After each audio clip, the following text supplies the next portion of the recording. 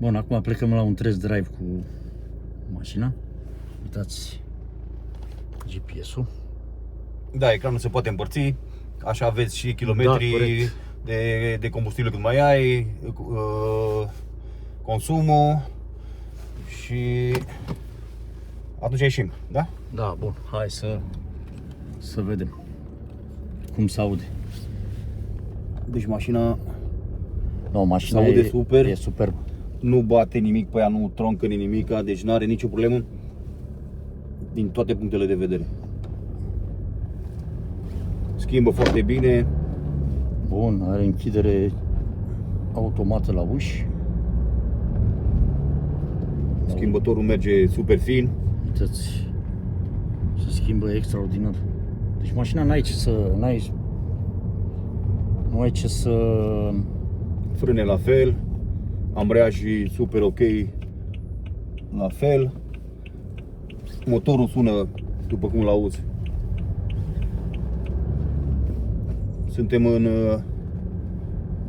Cred că suntem în confort acum. Am trecut la Eco, că și ți apare, vezi? Da, uitați. Apare aici Eco. Modul Eco. Trecem pe Eco. Da, mașina nu o să mai tragă ca când e pe confort. În modul Eco e mai puturoasă, dar are și consum mai mic.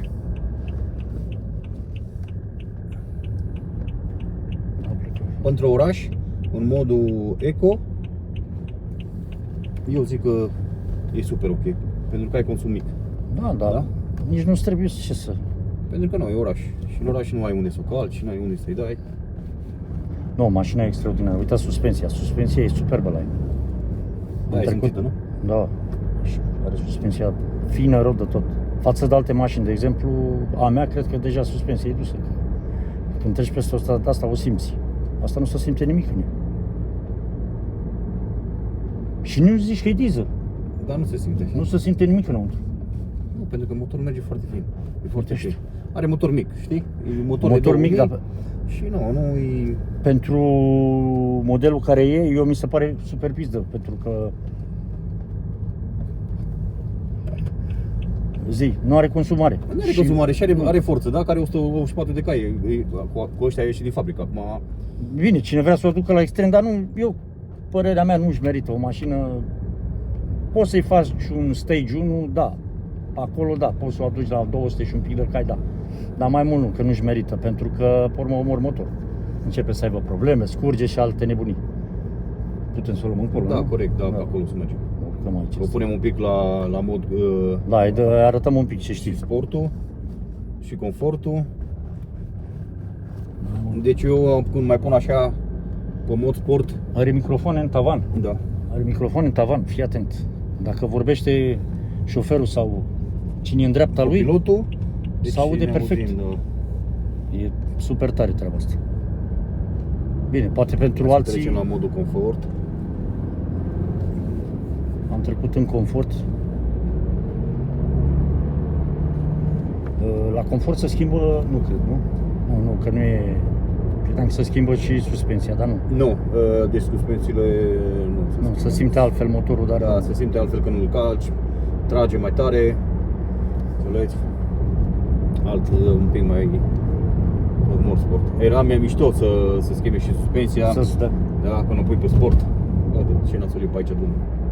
Bă, eu îngrijesc foarte mult mașinile și nu-mi place să merg cu ele prin gropi, să dau cu ele, că bă, parcă mă doare așa sufletul, știi?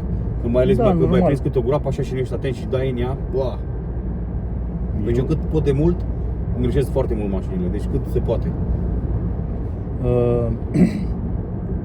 Dacă ești iubitor de mașini, da, cine e iubitor înțelege ce vreau să zic. Dacă e unii pe interes numai ca să aibă o mașină și să zică, dom'le, am luat-o ca să ce? Să-mi bag joc de ea și vreau să o vând. Nu, asta e o bătaie de joc. Da. Când îți iei o mașină, o iei din suflet, o iei că-ți place și vrei să profiți de ea, să o simți. Pentru că, fiecare după putere. Nu, mașina e superbă. Și îmi place cum se aude, uite, și în curbe, se ține bine pe suspensie, pe tot. Adică pentru prețul care e, eu zic că nu știu cât a fost ea când a ieșit, dar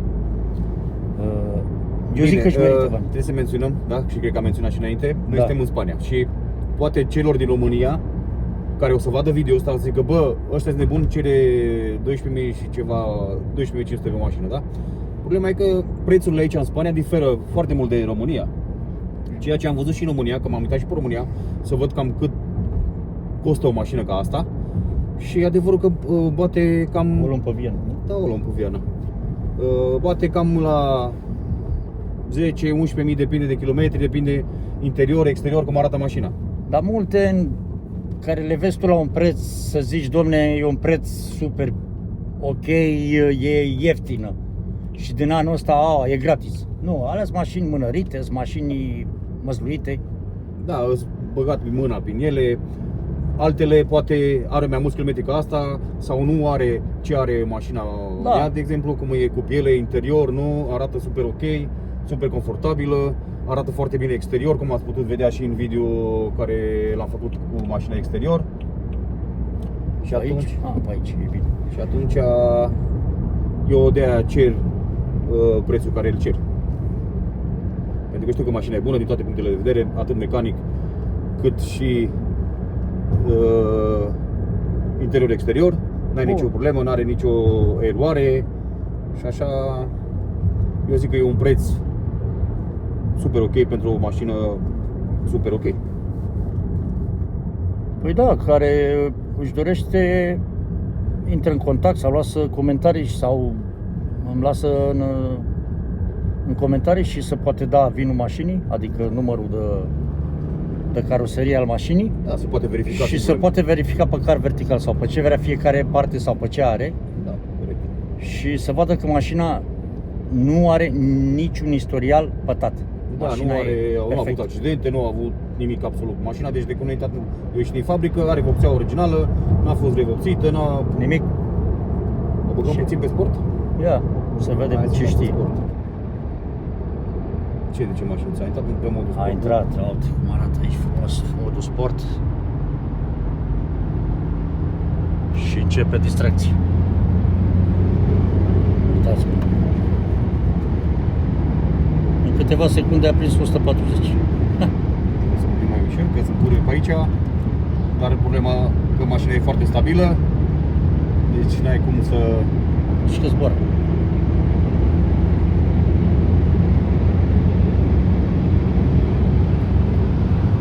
Suntem la 180. Volan frumos, nu fără tremurat, fără nimic. Uitați, suntem în Germania. Mergem frumos spre 200. În Germania, că noi am ieșit direct în Germania ca să-i facem probă. Așa se face. Numai în Germania se face probele astea de 180 sau cum îi zic ăștia. Unde ești, mă? Sunt în Germania, fac probă la mașină. Da, nu, e o mașină și nu se simte, nu se simte. Nu se simte. Deci n-ai ce să zici, Gigi. E super. Eu Trage foarte bine, deci... Eu iubesc, mie îmi place mașina asta. Eu nu sunt adeptul BMW-ului, dar sunt mașini care merită. BMW-uri care arată super. Mie asta arată. Cum să zic cum bagi piciorul, nu? Arată, adică BMW-urile din ziua de azi, parcă nu mai e, toate parcă la fel. Dar astea e superb, e superb. N-ai ce să uite. Bă, deci se conduce super ok. Mașina e foarte, foarte ușor de... Bă, și o simți și în curbe, e stabilă, deci super, super ok. Cei ce nu au avut un BMW și vrea să o probeze, bă, o să le placă, o să se îndrăgostească de ele. Așa este, când n-ai avut o anumită mașină și nu...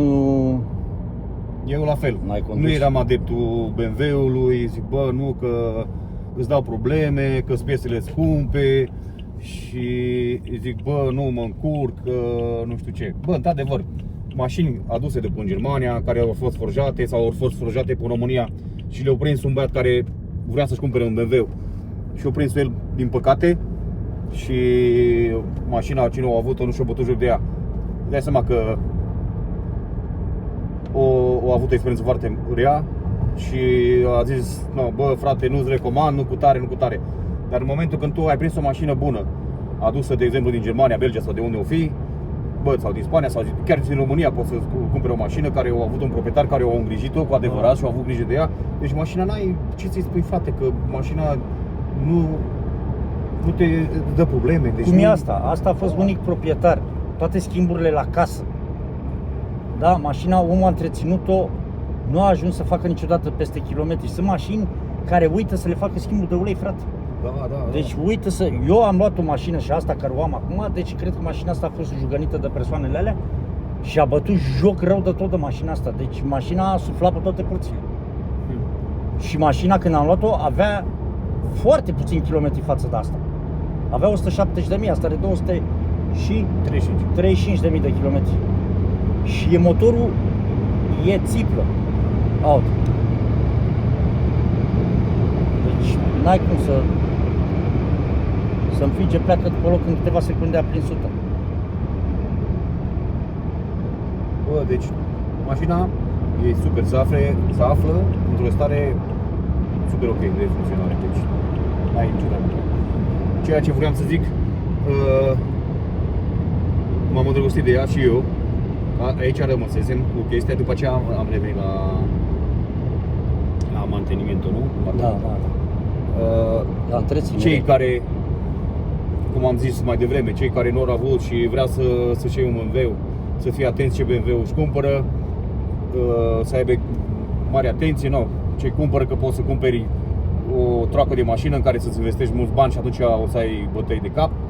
Și, să se uite bine la toate chestiile, la ce se poate uita la motor, că e important motorul, cutia de viteză, să vadă scurgerile, să nu arde, să aibă pierdere de ulei. Eu asta le fac când eu, de exemplu, când îmi cumpăr o mașină, la chestiile astea mă uit. Să-mi intre bine în viteză, să nu aibă pierdere de ulei, mașina să tragă foarte bine. Atât mă uit interior, să nu fie ros, volanul foarte tare, scaunele. Pentru că degeaba apare în bord că are 100 și ceva de mii de kilometri, dar de fapt mașina are 300. Sau 500 de mii. Sau 500 de mii. Înțelegi, omul o mai vopsește, o mai aranjează, o mai face și ca să iei ochiul la om, nu? Da, și are kit pe ea câte 2 degete de kit. Așa că eu m-am îndrăgostit. Cum am zis, că nu eram cu BMW-urile și ăstea, că ziceam că e o mașină care trebuie multe întrețineri și te costă foarte mult, dar... Ți-a doborât mitul. Da, gata, deci m-am îndrăgostit, bă, deci îmi place, că n-ai cum, frate, când bagi piciorul, uite cum trage. Deci, n-ai, și fiind un motor mic, a? Da, care motor de 2184 de cai, bă, e ceva, nu? 184, e ceva, bă. Are ceva căluț, nu? Da. Pentru o mașină ca asta?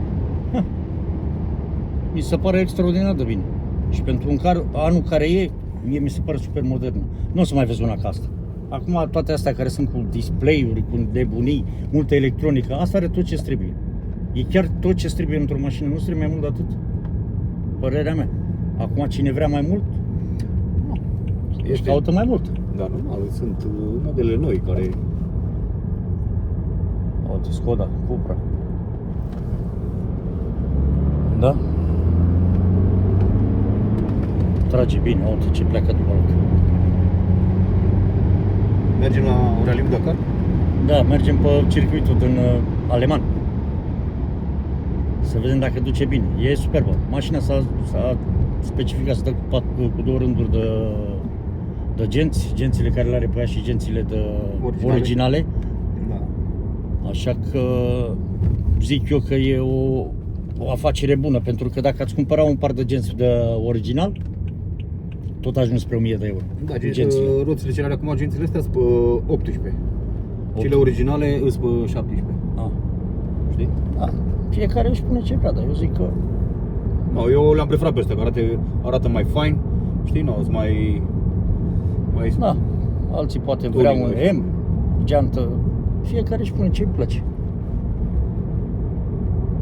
Da, mașina de ce părere ai despre...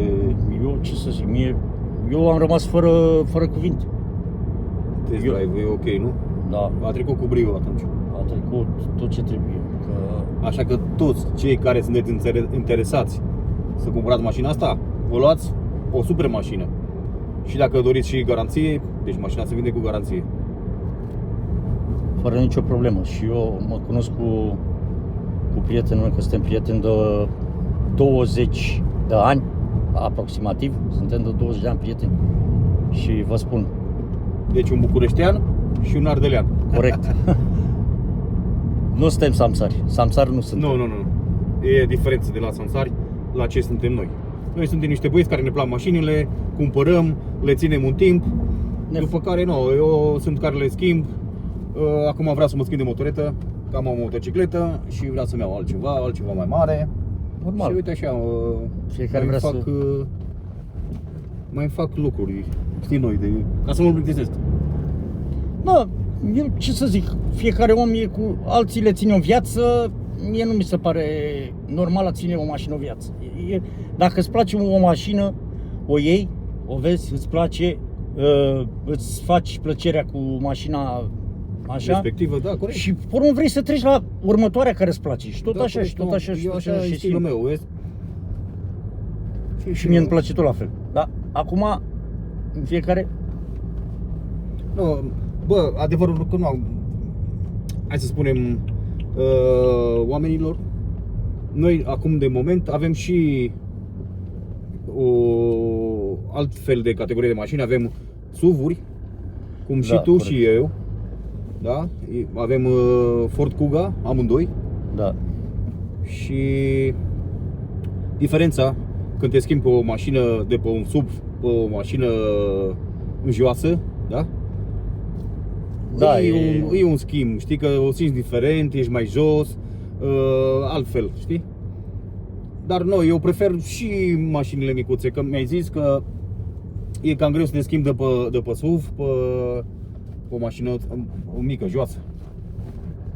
Da, bine, poate mie nu mi-e chiar atât de greu, dar cum e din partea, cum stai în familie, familie, nevastă și așa e și la mea mine. și așa, să simte ele mai siguranță în mașinile alea și fiind suntem familiști și dacă suntem familiști trebuie să ne înțelegem unul cu altul cum ne e mai bine.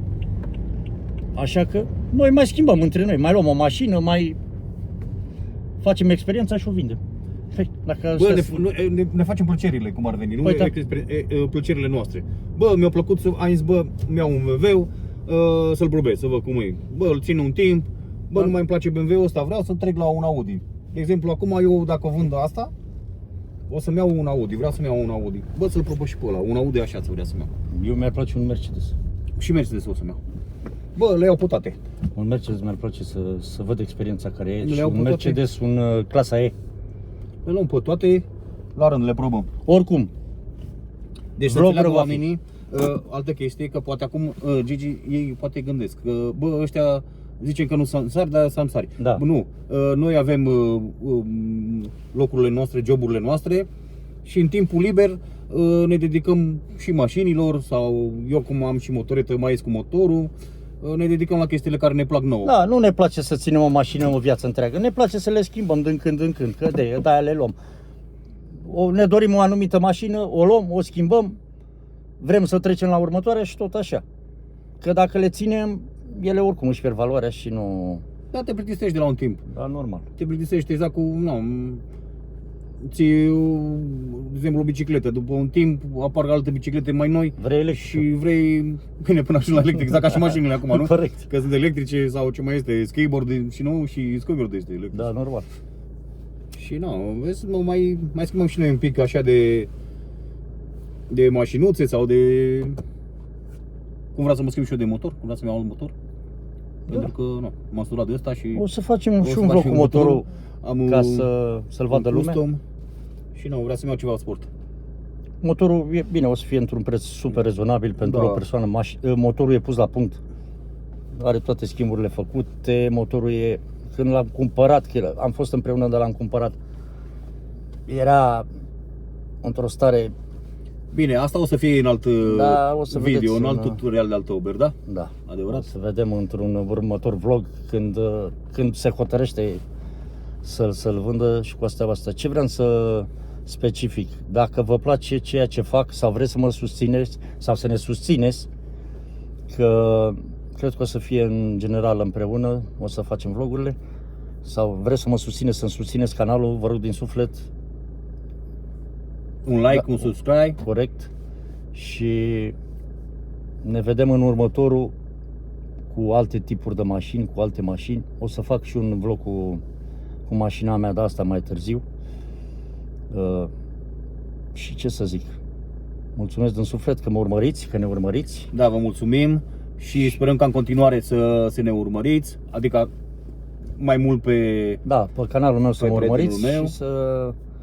Ce să zic, pentru mai multe detalii sau dacă vreți mai multe detalii despre mașină, noi suntem cu cea mai mare plăcere, vă așteptăm jos în descriere sau vă lăsăm numărul de telefon și puteți vorbi pe WhatsApp, pe ce vreți. El e un băiat deschis, vă răspunde oricând la telefon, să vedem mașina. Nu ne deplasăm pentru că știți ce se întâmplă, oamenii în ziua de azi nu sunt hotărâți și dacă ne deplasăm ajungem într-un loc și pe urmă omul nu vrea și e multă cheltuială. Cine vrea să ia mașina, îi dăm vinul mașinii, îl bagă pe car vertical sau unde vrea și mașina poate să o vadă după aia cum își dorește. Da, pentru cei interesați, am ceva de adaus. Mașina se află în Logroniu, da? Cei care doresc o să le lași numărul meu, nu? Dacă vrei, dacă da, nu, pun numărul în descripție jos acolo sau dacă nu și vreți să ne susțineți. Mașina este pusă în prețul de 12.500, ceva negociabil și cei interesați să se pună în contact cu noi și se poate vedea la orice oră mașina, sfârșit de săptămână, în curs săptămânii, când aveți timp disponibil și vreți să vă cumpărați o mașină bună, noi suntem aici. Și cine își dorește și chiar vrea o mașină de adevăratele și chiar vreți să poată face o comandă, eu știu, la o mașină, poate putem face și treaba asta, dar nu garantăm, dar cine își dorește și vrea o mașină la comandă, poate putem să o aducem. Ok? Păi ce să zic, mulțumesc din suflet, o zi bună și ne vedem în următorul vlog. La revedere!